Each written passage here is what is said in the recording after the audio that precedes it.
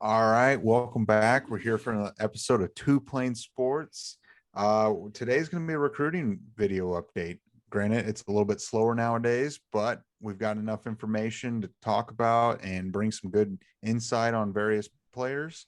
But before we get into it, we just want to say we really appreciate it. We're growing. Hit the subscribe button. I don't know. Some of you guys are pretty stubborn about the subscribe button, but you just need to hit it at this point if you keep coming back. Turn the notification bell because you never know when we're going to post. I mean, some days we're posting Monday, some days Tuesday. I don't know when we're feeling it. So turn the notification bell so you know when we're posting. Follow us on Twitter, Instagram, Spotify, Apple Podcasts. Everything's all at Two Plane Sports and Facebook. I don't know. Some of you guys probably really like to use Facebook. We're on Facebook too. You might as well go follow us on there or like us, whatever it is. I don't know. I like Facebook. Yeah, Audio is on Facebook's Facebook good. now too. We're one-stop Yeah, shop. yeah, if you guys are big like Facebook podcast guys and girls, go on there. It's there. So, but today we're going to talk about Lebbeus Overton. I feel like that's what a lot of people are curious about is Lebbeus. What is he going to do? Tawee Walker, who just recently transferred to the Sooners from a junior college. A little update on Josh Conerly Jr., who's a top tackle, a 5-star tackle, and then a new preferred walk-on that signed with the Sooners and Davion Woolen from Frisco, Texas. We're going to talk a little bit about these four guys and what they could bring and some updates on their recruitments and various other things. So by the title of the video, you probably clicked on this because of this guy, and that is Lebbeus Overton. He is a huge target. He's a 2023, well, he was a 2023 5-star defensive lineman, now a part of the 2022 class. He's a 5-star in the 2022 class.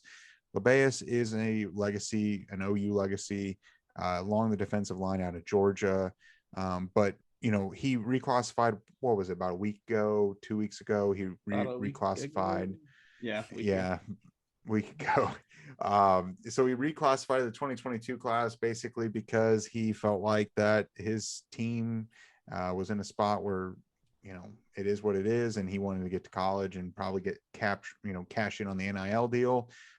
His older brother, Micaiah Overton, who is currently at Liberty University, has entered into the transfer portal as of today, I believe, which is February 10th. He came out as an unranked player, but he has entered in the transfer portal with the intentions of playing with his brother Lebbeus, and they're a package deal. And obviously, with a guy like Lebbeus Overton, you're willing to make room, and OU is willing to make room for Lebbeus Overton and his brother Micaiah. So Micaiah, a little background on him. He's 6'3", 300 pounds. He's a redshirt freshman, at least the 2021 season. He was a redshirt freshman for Liberty.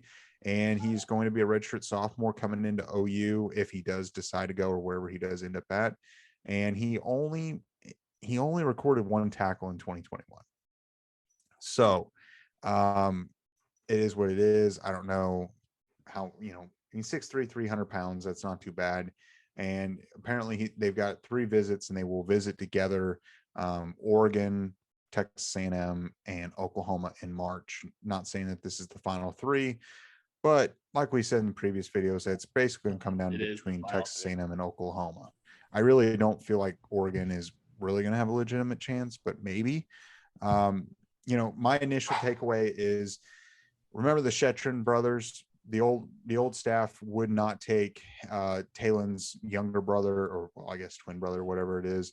But this staff is willing to take Micaiah. Jose, what do you think about OU willing to make room, trying to do whatever they can to get Lebbeus? And what's your takeaway on this and their chances? Yeah, I had that same thought about Talon Shetron whenever you were going over, his brother or Lebbeus' brother being in the transfer portal potentially to play with Lebbeus, and just going back and I guess kind of a deja vu experience for that. But luckily, this staff is willing to make an exception to get a player that they really want. I mean, I said it last time we talked about Lebbeus. I genuinely feel like the schools that he named as his top 5 all have a pretty even chance. I know you, especially Brandon, feel like it's all, he's going for the Brinks truck at College Station. I don't believe that is big motivator for him. I differently from you guys think Oregon does have a chance because of Lanning and the relationship that was built since he was just that in Georgia. So I mean, the Ducks have just as much of a chance as anyone else, especially if Lebbeus is also focused on playing with his older brother. If that's not really, if that would just be like a cool bonus and not something that'll really sway him one way or the other, then at least the older brother is getting some looks from much bigger programs, and he was just at. But if it is a big factor for him, then essentially that's our final three, and now we're at 33 even for everyone, maybe 34 if you want to give A&M that edge because of the dollars that they potentially give their players. But I mean, Oklahoma just needs to line him up for an official visit with his older brother and let Todd Bates do his thing, and then just get his commitment in April. It's pretty easy when you talk about it, right? I think so. It's. I'm not saying that it's 100% locked for A&M, but we did do a video. I if I had to bet on it, I think it's A&M. I think it's down to two schools. It's Oklahoma and Texas A&M, and I think if I were to bet on it and I got $1 million if I got it right, I would pick Texas A&M. Unfortunately, but we never know what these kids are going to do. It definitely feels as if Micaiah Overton is kind of riding. I mean, he's essentially riding his brother's coattails to get to a big time program because at the end of the day, he wasn't very highly touted as a high school prospect. But at the same time, if we land him and his brother, obviously Lebbeus Overton is Lebbeus Overton, speaks for himself, and everybody in the country would make room for his brother if you get Lebbeus with it. But as you mentioned, with him 6'3", 300 pounds, if they decide Oklahoma, he's got the frame that we can make something out of him. And so it's definitely a smart decision for him to hop on with his brother and get to a bigger program, an upgrade over Liberty. Hopefully Oklahoma can win out and, sell these kids. I do give Oklahoma the coaching advantage. And I don't think it's all that close really when it comes to developing kids. I think Todd Bates and Brent Venables would do wonders with both of them, specifically Lebbeus. So hopefully that's what matters more to them. And, we've talked about it. Hopefully that's what it comes down to, but we'll see. Yeah, I mean, we talked about that Lebbeus is an OU legacy, but I guess we could all think about it. I mean, Micaiah is his brother, so they're both OU legacies. So there's two of them right there. I mean, Brandon, you did get grilled pretty good, and some of the people disagreed with you in the last video about, saying it's all A&M and everything else. But I mean, I would tend to agree that it probably is leaning towards A&M more. But with, Oregon and A&M and Oklahoma getting visits, now what are the percentages in your guys' mind? I mean, I'm not saying that the other two I screwed this up schools, last time. 33, 33, 34. So, math is tricky, bud. I know, Brandon, we're talking about on 100%. So you don't have enough fingers and toes to count. I know, it's hard. What would you say the percentage likelihood of now the two brothers, they're playing together, both OU legacies? What percent are you going to say? Jose said 33, 33, and 34 for Texas A&M. Yeah. All right. Brandon, what do you think? 60 A&M, 40 OU. And then Oregon, not at all? 0. That's just for pageant. Just to say they did it. Why not take a trip to Oregon? It's like taking a trip to Miami. You don't go for the football team. I feel like Oregon's a cool place. Yeah, I've heard. I've never been. It has mountains and stuff. You can go skiing. Maybe they ski. It's not like Miami. Are you kidding me? I mean, you're going into the forest. Sure. If I could live anywhere in the country, I think I'd live in Montana. I want to be a farmer, ranch hand. Yeah, right. So say it is what it is. Yeah, live in Montana. You had a chance to move to Montana, but you shot it down. So anyway, I would probably say I'm gonna put it at 55% A&M. 40% Oklahoma, 5% Oregon. I really don't think. So you're giving Oregon the Hail Mary. The Hail Mary chance. I'm saying so there's a chance, but I'm not saying there's a chance. Yeah, so you're saying there's a chance. I'm not saying that it's going to be 100%. They're going to have a great chance. I really just don't think that Dan Lanning's going to be able to convince both these kids to move from Georgia to all the way in the Pacific Northwest when you have the opportunity to play in the SEC, like at Texas A&M or Oklahoma. I just don't think the polls of the Pac-12 is that strong. I mean, yeah, they've got Kayvon Thibodeau, but he was a California kid. I don't understand why a kid from the SEC country would want to go play in the Pac-12. Am I crazy for thinking that? I think that's Pac-12 after dark. ridiculous. Well, if you guys believe that NIL is going to play any sort of factor into this, or a big factor, then Oregon has just as much of a chance as A&M because they've got Phil Knight backing them up. Who's Phil Knight? What did he do? No, sorry, not Phil Knight. The Nike guy. It is Phil Knight. Yeah, the Nike guy. Yeah, whatever his name is. Sorry, you confused me by calling me out there. But yeah, Nike pretty much backs the brink truck up to the entire Oregon athletic department. Whatever sport you're going to play, you will be backed by them. Kayvon Thibodeau, like a month ago, pretty much said, what's the point of going anywhere but Oregon, because I've got Nike behind me and I can work for them if football doesn't work out, or whatever other athlete, if that sport isn't professional isn't my next level, Nike will be there to help me out. The alumni base is, I guess, pretty good there from what he explained so eloquently by saying there's no reason to go to Alabama at the time. But yeah, I mean, NIL would play just as much of a factor for Oregon as it would for A&M. You're definitely right about NIL with Oregon, because they do have Phil Knight and he can pay, whatever with Nike and all that stuff. But the problem with that is exactly what Brum says. Is just nobody wants to play in the Pac-12. Like, it's just not. I mean, you go to the Pac-12 if you're scared of real competition, is what it comes down to. Right now, the Pac-12. I don't know anybody who ran to the Pac-12, but I'm not disagreeing with you. But if anything, right now, the Pac-12 is going to have more eyes on it than it has in recent history because of Lincoln moving. Because Oklahoma fans want to see USC lose to whoever they're playing that week. If it's Oregon, he's going to get a lot of eyes on him. And Oregon already has a big enough brand where people do watch, just not as many as if you're playing in the SEC or in the ACC or even the Big 12. Gets probably more views than the Pac-12 at this point because it is better football. There are better brands of football in all the other conferences. It's just the drama, all the things that are happening in the Pac-12,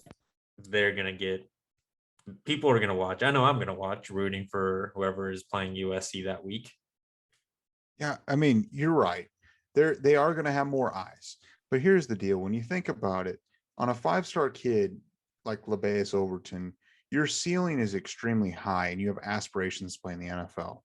Yeah, you'll make a little bit of money. I mean, this is the thing that I'm coming back to with all these NIL deals. $1 million is a lot of money. But when you have all the talent in the world to become a first-round pick in the NFL, a $30 million contract coming out of the NFL, I just would think that would have to weigh into your decision. And you would still get some good NIL money in the SEC or the Big 12, wherever you end up going. I mean, yeah, when Brandon and I both live in Oklahoma and you live in Phoenix, so I mean, you're on the time zone closer to the Pacific time. But there's a lot of times it's like 10:30 at night. I'm like, it's Pac-12 after dark. Yeah, whatever. You fall asleep at like 9 o'clock all the time now. Like, well, I mean, I watch all of the college football games. Don't get me wrong. Unless it's like Fresno State versus Hawaii, I'm not watching that. I'll more than likely watch more highlights than actual full games when it comes to Pac-12, unless they're like Friday nights when I have maybe nothing to do.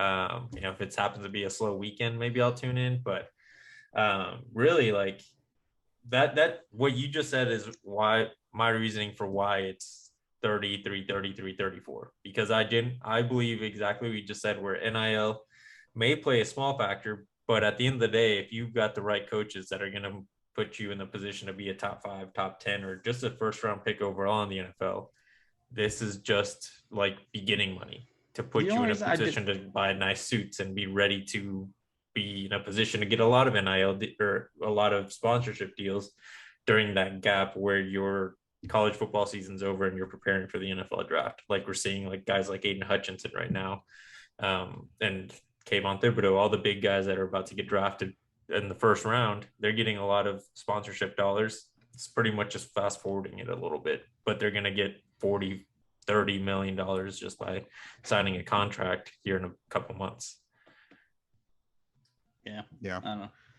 Yeah. I mean, it's better for his football career to go to either Oklahoma or A&M over Oregon, I think. But Yeah.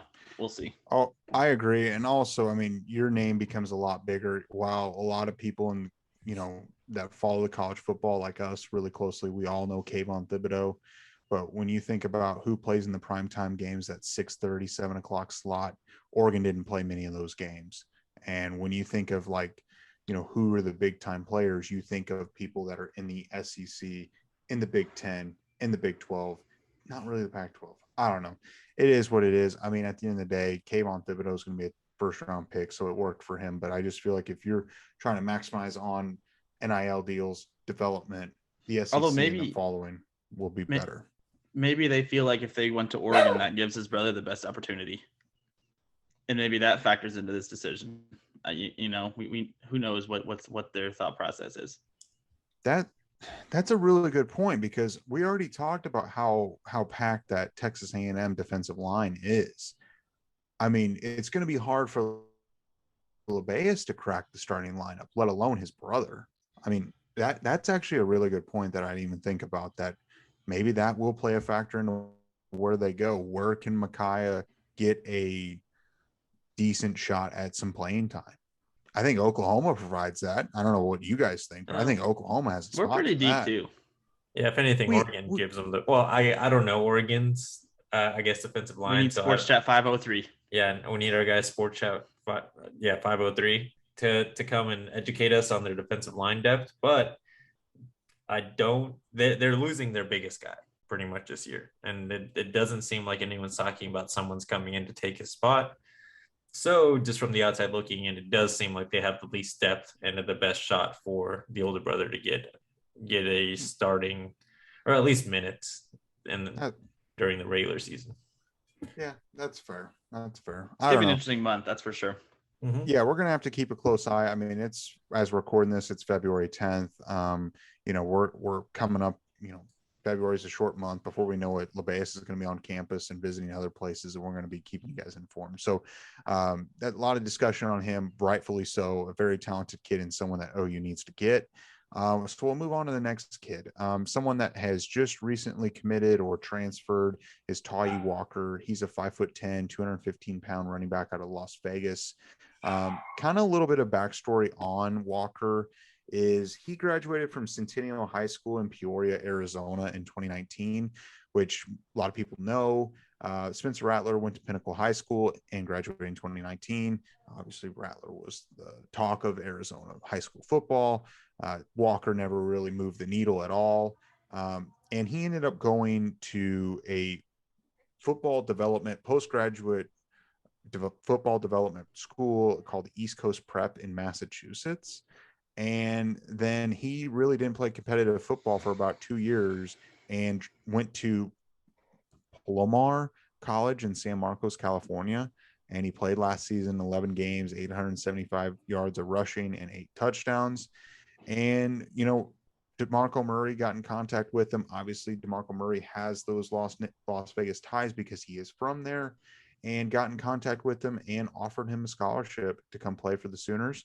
And kind of some things that came full circle is Ramondre Stevenson is really good friends with Walker, and they played youth football together.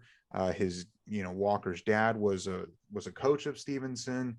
And as soon as DeMarco Murray gave him the chance to play for the Sooners, he called Stevenson, and Stevenson said, "Hey, you need to play.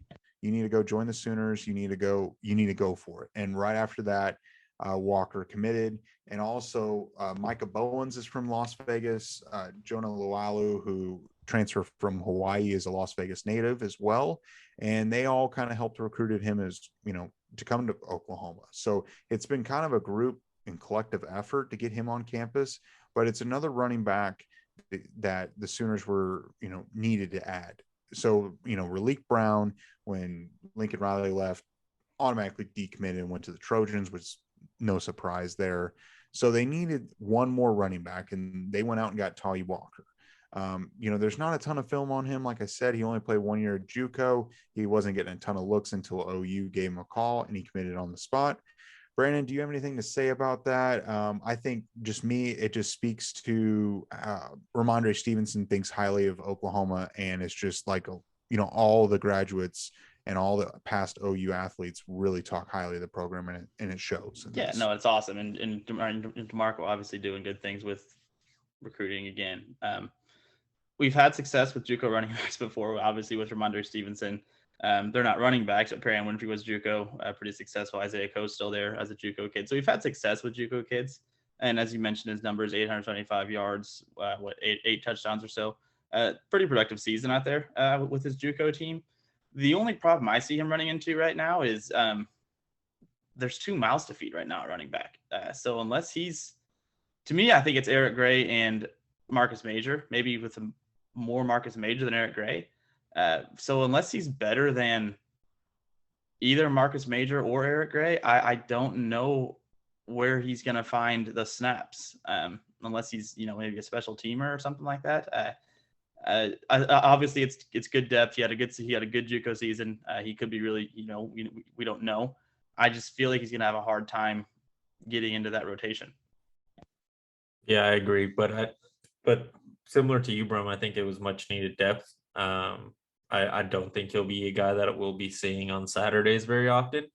And if we do, good for him. And it's also probably a huge blowout where we aren't really needing our starters out there anymore. But, he may surprise everyone. He puts in the work and cracks into beating out maybe Eric Gray for the starting position. I just don't see that happening, especially because now not only does he have to beat them, but he also has to beat highly recruited freshmen in Gavin Sawchuk and Javante Barnes. So really going to be there's going to be some competition in that running back room. I guess the one good thing for him is since Gavin is not an early enrollee, actually, I don't think either running back that just signed is early enrollee. So he will have that advantage there. He's coming into Oklahoma. He's going to go through spring football, summer training, all that good stuff. So he'll have a little bit of an edge on the freshman to maybe put him in a better position if some sort of injury does come up. Running backs do get fatigued. It's not an easy position to play. Nothing on the football field is easy to do, but if something comes up where one of those guys gets hurt, maybe he can step up as the third guy on that depth chart. Yeah, and I just go back to think about the last season, the 2021 season, where we were panicking, like, what are we going to do at running back, after the whole incident of off the field where, what was his name that got kicked off the team because of the whole Trajan Bridges? What was his name? Seth McGowan, right? Yeah, Seth McGowan. I mean, he was gone, and then some injuries came. This way, Walker will be there. Worst case scenario, he can play, but he could push for some time. You never know. It's tough to say, but it just speaks to the Sooner culture and just how fondly of the alumni think of it. Before to convince someone to go there. Yeah. So, do you guys have any final thoughts before we move on to the next guy? I think moving forward, he'll just need to make sure he stays ahead of the 2 incoming freshmen, because we'll have Eric Gray for one more year, I believe. So maybe he can go in there for 2023 and play some significant minutes. Javante Barnes is going to be special, I think. So it's going to be real tough for him. Yeah, I agree. That's what I'm saying. He just has to be able to stay ahead of those guys, because if he can't, then they have a lot of development to do, and I'm sure he does as well. But they also need to transform their bodies a lot, because Gavin is pretty small for a running back at the college level. Yeah. So, it's going to be something to watch, but I'm glad we got some added depth. It probably wouldn't have happened if Raleek Brown was a Sooner, but at the end of the day, you add 3 running backs. This is exactly what this roster needed. So next guy we'll move on to is Josh Conerly Jr., 6'5", 283-pound offensive tackle out of Seattle, Washington. Brandon always says distance should not play a factor in his decision because he could just hop in the car. It's a quick drive from Seattle to Norman, which I agree with him. Stop at Starbucks on the way. Yeah, stop at Starbucks on the way. Yeah. So, it's only like 27 hours or whatever it is. I don't know, to drive out here. So that's fair enough. What we should do? Sorry to interrupt you. We should, if he commits to Oklahoma, Brum, let's get together. What? Let's drive from Oklahoma City to Seattle one weekend, bud. In one weekend. All right. That sounds good. We can vlog it. It'll be a good time. I think the viewers would like that. Comment below if you guys like to see Brum and I drive our dumbasses to Seattle if Josh Conerly commits from Oklahoma, and we'll vlog it. It could be a fun time. Is How it a about you guys? one-way trip? Are we going to rent a car and drive it one way and then fly home? Yeah, let's do that. Let's do that. That's a little more It's not that reasonable. far, but I mean, I think just one time would be enough. Yeah, I agree. We prove our point on a one-way. If he commits, we're doing it. All right. Yeah, hold us to us. We will vlog it. It'll be a great time. So anyway, just a little update on him as far as his top 5. Just real quick. Miami is the most recent offer because of Mario Cristobal, and he's from the Seattle, Washington area. So Cristobal, originally being a coach at Oregon, he's got that pull. I really don't think Miami's going to really beat a true contender when it comes down to it. Michigan, I know they got the first official visit from him, but with Jim Harbaugh, gosh, I can't talk. Jim Harbaugh flirting with the NFL, I really think that's going to hurt him. He shut that down, though. I know, but he interviewed and he talked with Minnesota. So if you start talking, I feel like kids are going to start doubting you no matter what you say.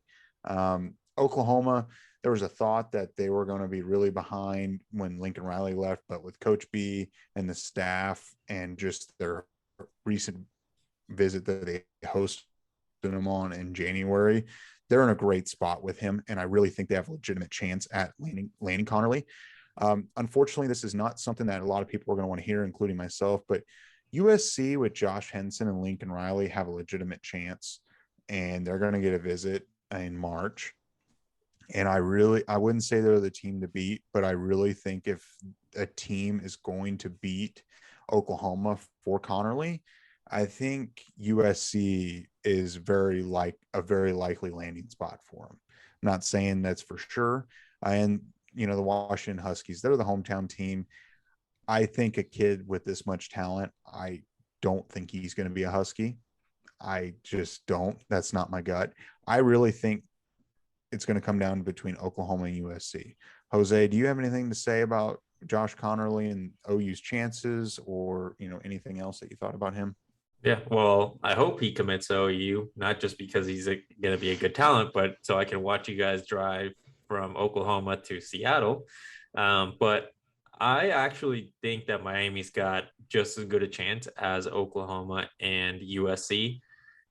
Because of Mario Cristobal, he was previously, when he was working his way up to head coach, he was an offensive line coach, and he just hired Josh Gaddis from Michigan, and I think that's what will take Michigan out of the running or being in a good position to get him, because Josh Gaddis does not have great things to say about Michigan after Jim Harbaugh did his flirting with the NFL, and from what I recall from this season, they were pretty heavy in the run game.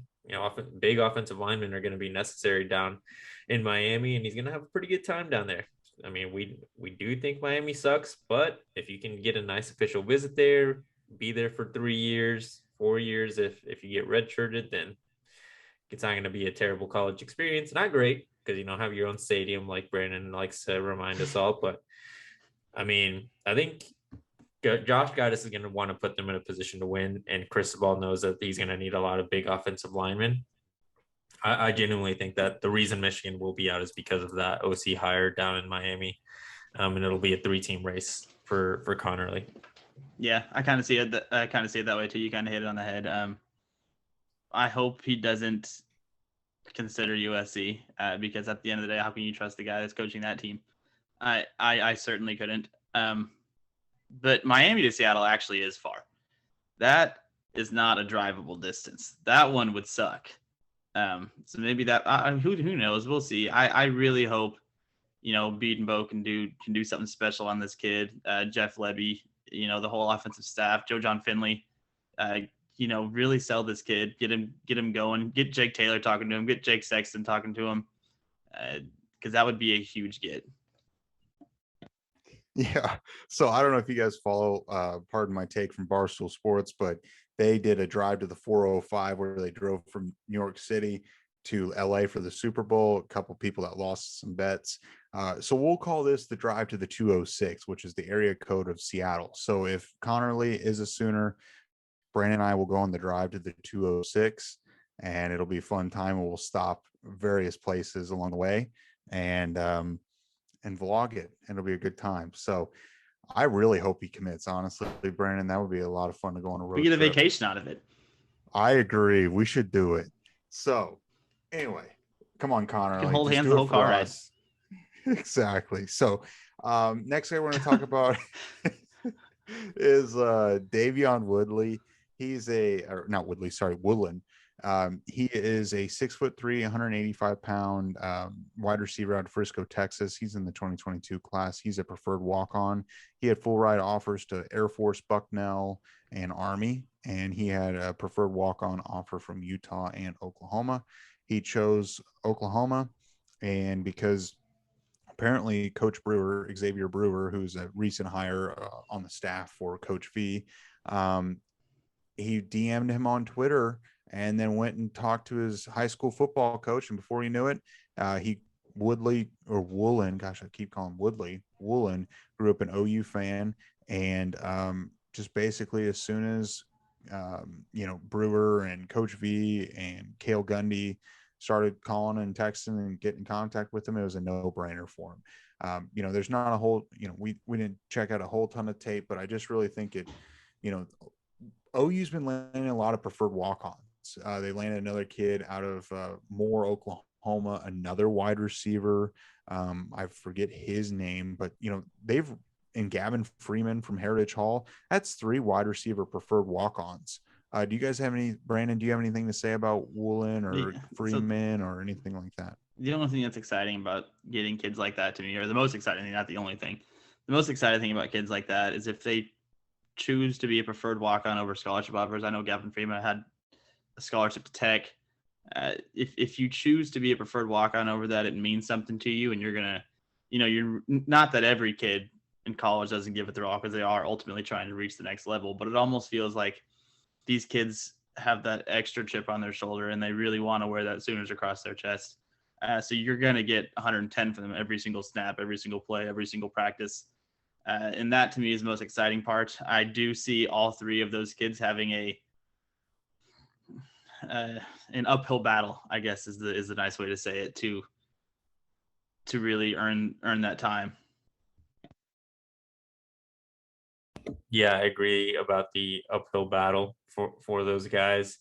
But same sentiment. These guys, they love Oklahoma. They love the brand. They want to be part of something great at OU. And I think I listened to Coach V's presser for National Signing Day, and he was kind of retelling the story about how everything went down with Jaren Kanak. And it seems like how he treated Kanak is how he treats all of his recruits. I don't know if you guys listened to the story, but he pretty much said, you've got to earn your way to wherever I am. He did that at Clemson. He pretty much made them pay to go to, he didn't give him an official visit, didn't even give him an offer until the kid came to the campus, and he did the same thing at OU. He wasn't going to have a spot. I think we've all heard that story at this point. He's doing the same thing to all of them. You don't just get a spot because you've been an Oklahoma fan all your life. You're a highly recruited player. That doesn't matter to Venables. What matters is, are you a person that's going to be committed to Oklahoma to give it your all every single opportunity you get, and going to be a great student? Because at the end of the day, it's like 2%, 1% get an opportunity, maybe in the NFL. You got to get something out of college, and if a degree is the least that you can get out of OU, then go get one that's going to be useful and valuable in your life. And hopefully these guys take that opportunity to its fullest, because they're not going to get very many NIL deals as preferred walk-ons. For sure. So I looked it up just to confirm. The kid out of Moore, wide receiver, is Marcus Dawkins Jr., and just filling that in. But that's all I've got as far as recruiting update. It's kind of a dead period. I can't wait till March, because we're going to have a ton of visitors, ton of stuff for us to cover. And, it's only a couple weeks away. Do you guys have any final thoughts before we wrap this one up? No. Nope. Brandon, what is your end of video challenge? Is it the drive to the 206? Is it Lebbeus Overton? Is it Tawee Walker? What do you think? No, see, so when we were talking about Oregon and Phil Knight, for some reason, it clicked in my head, because I've always, it might be an unpopular opinion, I think Oregon's jerseys suck. I think they have too much going on. They have too many combinations, and it's too flashy, and it's too much. So it's really unrelated to the video, but comment if you agree with me that Oregon's jerseys suck, or if you think, all their flash and combinations is kind of cool. All right. You heard them. Comment, let them know let us know what you think about Oregon's jerseys. I personally think they're a little much as well. Some of them are cool, but some of them are a little overboard. So if you haven't already, hit the subscribe button, turn the notification bell. Well, Hose, what do you think? Now I got to know your opinion on Oregon jerseys. Yeah, Jose, I think they're pretty cool. Personally, there's definitely some when there's a little too much, like those highlighter yellows they were a few years back, but now they're getting a little better with like the cool, pretty clean white uniforms with the silver. I'm a fan. Yeah. So I've got a little end of video challenge. If you want to see Brandon and I drive to Seattle if Conerly commits, let us know for sure. And Brandon already said it earlier, but if you haven't already, let us know if you want to see us drive to Seattle. We'll vlog it for you guys. Anyway, follow us on Twitter, Instagram, Facebook, Spotify, Apple Podcasts, everything, all at Two Plane Sports. We really appreciate it. Comment and like on the, like the video, comment, let us know what you think about these various recruits and the chances for OU, or what you think that they can provide for Oklahoma. And we'll catch you in the next one. We appreciate it.